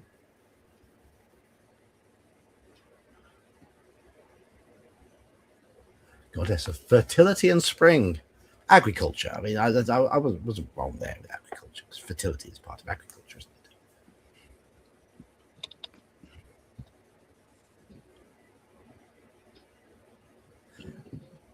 it? Was the Roman version of Demeter Ceres?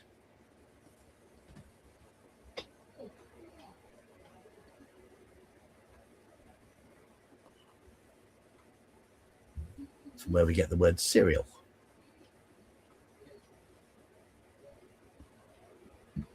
And it's the name of the largest asteroid in the asteroid belt series.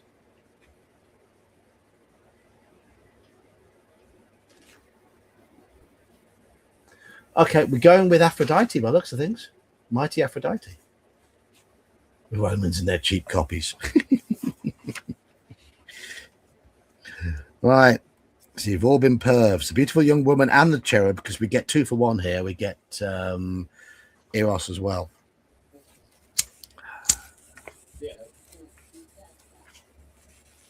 252. As you gaze upon Venus, the heart blood of beauty, love's invisible soul, you feel enamored as though hit with Cupid's archery, but you also feel a great peace of mind. Deduct 2 madness points. Ooh. That's a good call, I think, chat. That was our madness. Our madness has been. No, I haven't had to test our madness for a while, which is good because we'd have almost certainly failed. Turn to 330. We were drawn towards boobies. Unless I've missed one, there hasn't been any chances to reduce madness until just this stream, right? No. Nope. A sharp wind suddenly strikes you from above, and you look up to see a monstrous bird descending from out of the sun. The vile blows and buffets of its winged beast forcing you to the ground. As it draws closer, you can see that its face has some abominable human quality. This is no mere bird, but a harpy, gain a madness point. Oh, fuck. The harpy opens its mouth, and a multitude of curses escapes its beak like an owl scream. You are a man of sin, whom destiny that hath to instrument this lower world, and what is in it? The never surfeited sea hath course to belch up you, and on this island where man doth not inhabit, thou shalt be heavily punished. How will you respond? Call out to the monster, draw your sword, use something against the harpy, use where's a will there's a way, or do nothing. I'm going to railroad you here, and I'm going to say we're not going to do nothing, because I think that's a bit shit.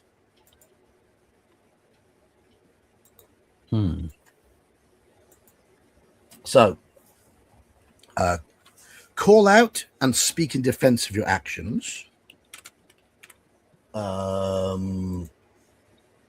Draw sword. Use something. It doesn't specify what, so it might ask us what items we've got, or where there's a will. Those are your options. Look at a gorgeous woman spares us madness. Yeah, of course. Right, I'm just going to quickly do this, because we do have artwork, statues, and harpy flying in from above. Hello. There we are.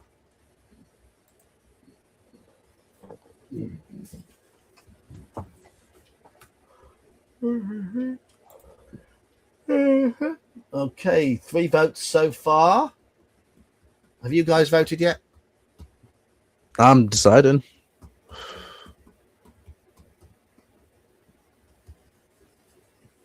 I don't know what we have that will do anything, so... Oh, yeah, Magnum were a Brummie band, but they weren't particularly big in Britain, were they? Didn't they do better elsewhere?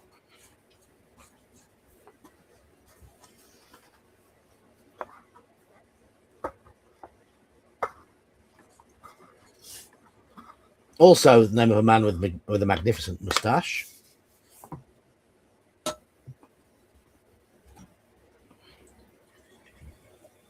And of a brand of ice cream. I don't know if you get in America, but we get them over here.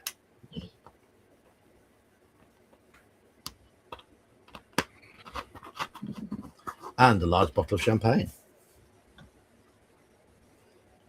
equivalent of 2 regular bottles.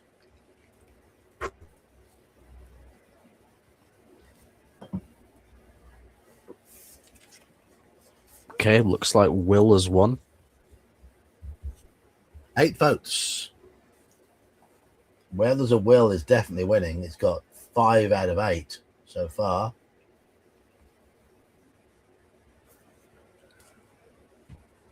Ooh, yeah.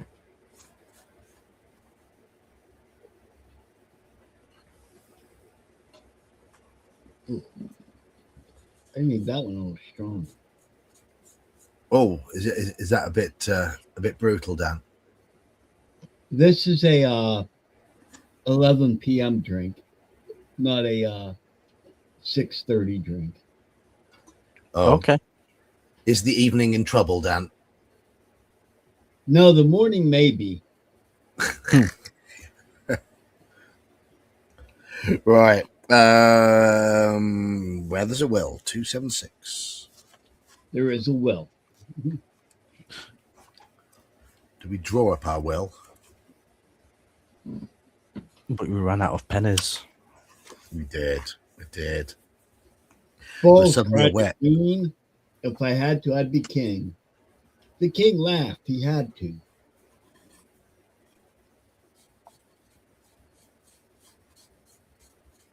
Yes. You're suddenly aware of another standing close by among the temple ruins.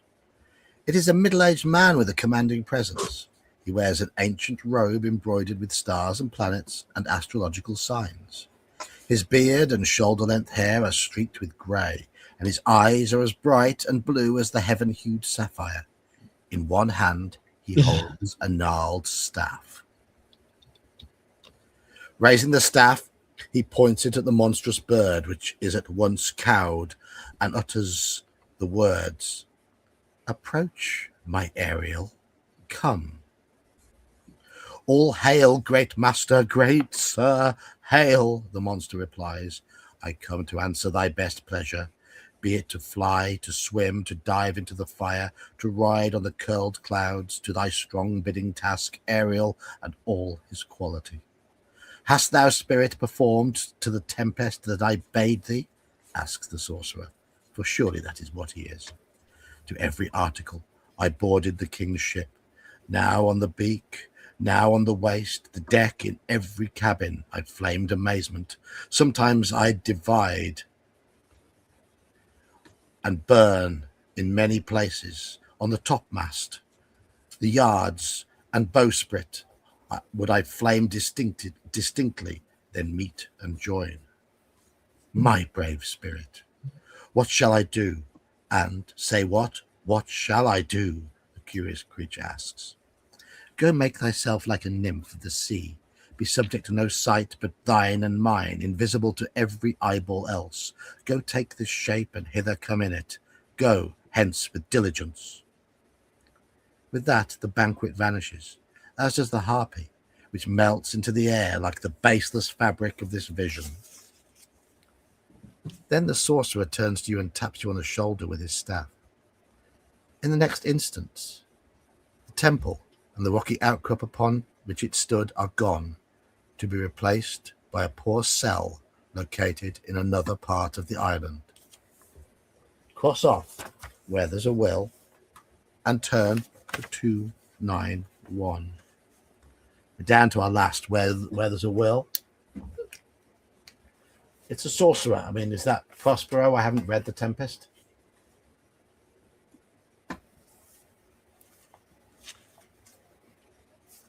Turn to 291.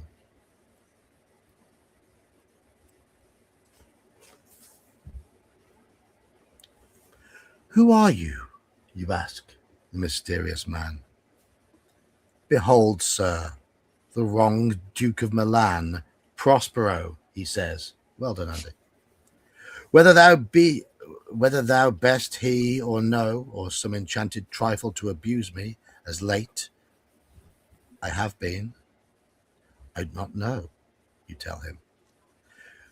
You do yet taste some subtleties of the isle that will not let you believe things certain? No, I do not know you, my lord, you reply.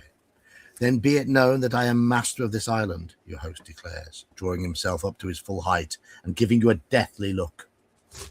I have bedimmed the noontide sun, called forth the mutinous winds, and twixt the green sea and the azured vault set roaring war. To the dread rattling thunder have I given fire, and rifted Jove's stout oak with his own bolt.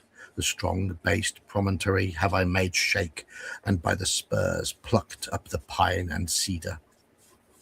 My lord, I am a stranger in a strange land, you tell the sorcerer.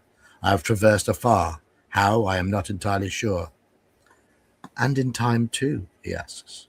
Do you call the past home, or have you travelled from future ages, that undiscovered country? Is it not the year of our Lord, 1613? When does your island lie? Where does your island lie, you ask? Betwixt Tunis in Africa and Naples. So somewhere in the Mediterranean Sea, taking a stick from the ground, you hurriedly scratch a map of Europe in the dirt. Come, here's the map. That is my home of love, you say, pointing at one particular spot on the ground. England, bound in with a triumphant sea whose rocky shore beats back the envious siege of watery Neptune. Then I will help you if I can, he says. And so Prospero commences his conjuration, and where he sweeps the air with his staff of power, the air shimmers, and there opens a fiery portal. Good sir, make haste, he calls, and you step forward. But as you do, there is a commotion in the waters beneath the crag-like cliff. The angered ocean foams, and from it rises something that is both man and fish, and neither, for it stands colossus-wise over 200 cubits tall. Gain 1 madness point. Uh-oh. Back up to 9. Pray you make haste, the sorcerer shouts, as the sea monster reaches out one giant arm to snatch him up. What do you want to do? Jump through the portal, or try to save Prospero from the attentions of the Leviathan? Okay. Release the Kraken! Yeah. I don't know. Shit, we should probably save him, right? There's a pretty good running Kraken. I have heard of it. Lol, bye. Portal or Prospero, those are your choices. Portal or Prospero.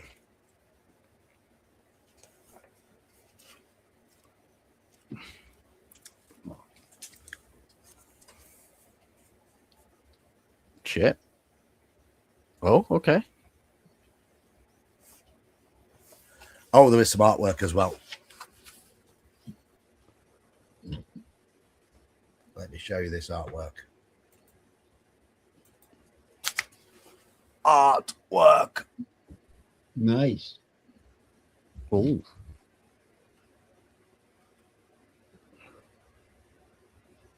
Mm. There we are. Artwork. Portal or Prospero? Well, people are voting for Prospero at the moment. It does look like Dagon, yes. Yes.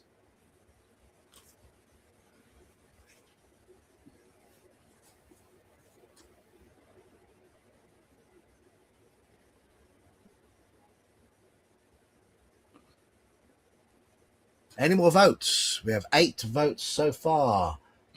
Prospero is winning 5-3. Enlarge. So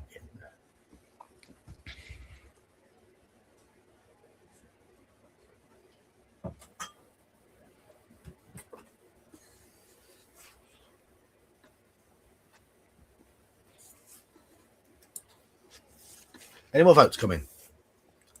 You have until I put the next blast of cherry berry into my vape. My shiny new one that I got from a rep this week. It didn't cost me a single penny.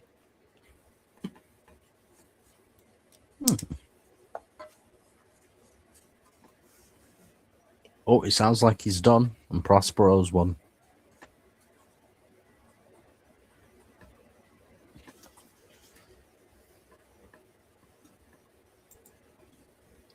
Right.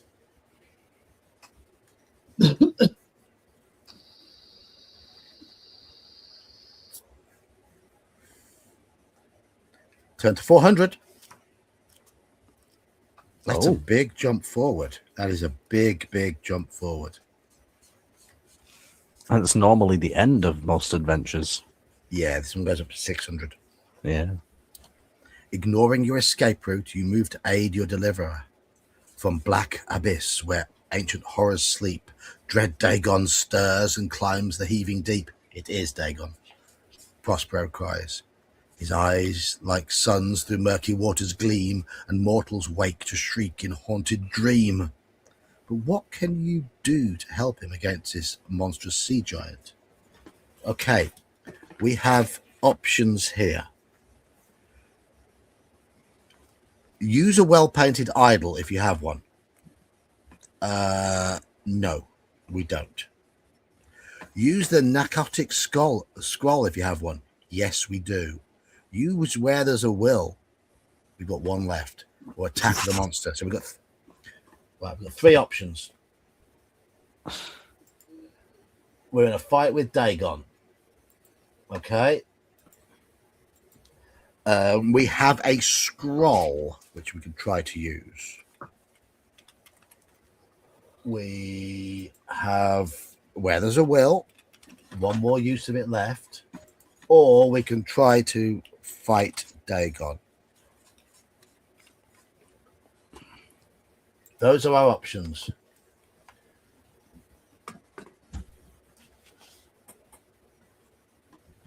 This Yeah, is some it's kind touch- of fuckfest. That's a touch screen. I've got it set on eco battery mode at the moment to save the battery as much as possible, but there's various options on there.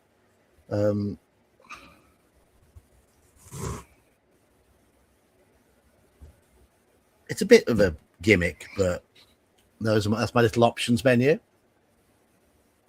It's all colourful.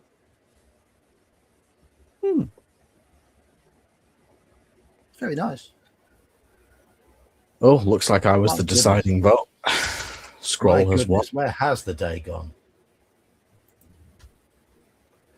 Who in their right mind has chosen to fight Dagon? Not me. Not me. I was the deciding vote, and Scroll won. I It's a honestly vaping- thought about it. It's a vaping device, Finn Filker. It's my job. I manage a vape shop. So I had a rep come in the other day. He gave me the latest release by our favorite company that we sell lots of.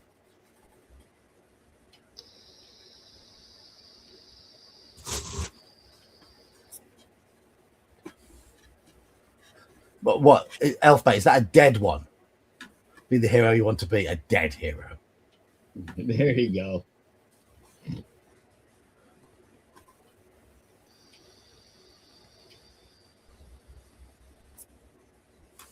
But we have 9 in chat and 9 votes. There we go. So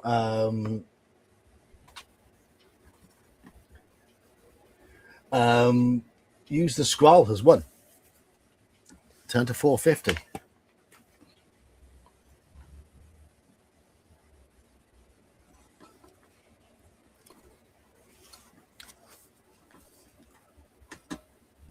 Unrolling the scroll, you quickly cast your eyes over the mysterious glyphs and indecipherable cuneiform script. However, as you do so, the words start to spill from your lips regardless, as if you have been seized by a muse of fire. Roll a d6, please. Iman, you're in. You're in. So you roll that d6. 1. 1's never good. Odd's never good. Deities and demigods says so. Yeah.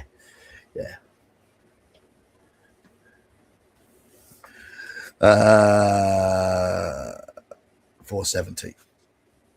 Odd has always been bad so far. I should know because we keep getting it. Ah, shit. Oh, okay. Oh. Yet words do well when he that speaks them pleases those that hear. But while your words please Prospero, the sea monster does recoil to hear them, until at last it returns to the ocean depths once more. Turn to 347. Oh, fuck.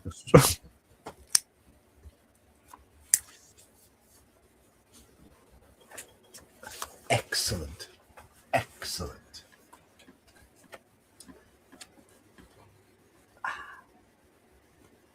Oh, itchy foot.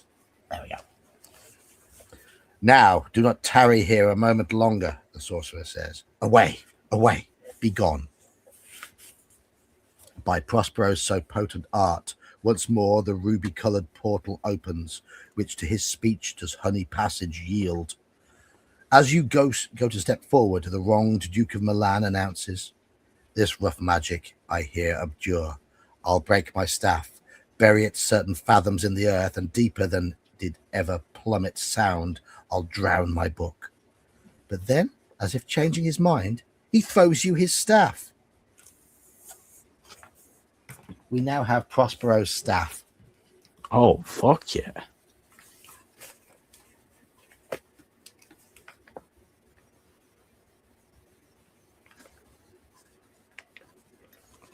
Prospero's staff in our possession. Methought this staff mine office badge in court, he says, but you should take it now. It is the rarest treasure. With Prospero's staff now in your possession, you step through the portal. The last thing you hear is the master of the island call out, "Beware of what is to be dreaded. Shake off slumber and beware. Awake, awake. Turn to 361. Have we moved on to the next chapter? Yes. Next chapter. Fair is foul and foul is fair. We're into Act 4. Okay. Flying through the book now. We've absolutely flown through the Tempest bit. Right. I'm going to, rather than start the new chapter, it is now 10 to midnight. So we're at 361. We've just started Act 4. And by looking at that picture with witches around a cauldron, I would say this might be Macbeth. That sounds like it. Yeah. So we'll save Macbeth until next week. What, you mean the Scottish play? The Scottish play, yes.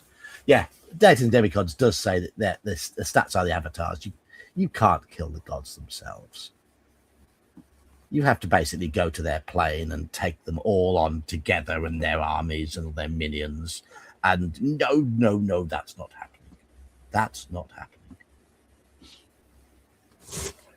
Right. I am going to put our character sheet. I might have to do with our character sheet's looking a bit messy now. All that crossing out. I might do a new one. So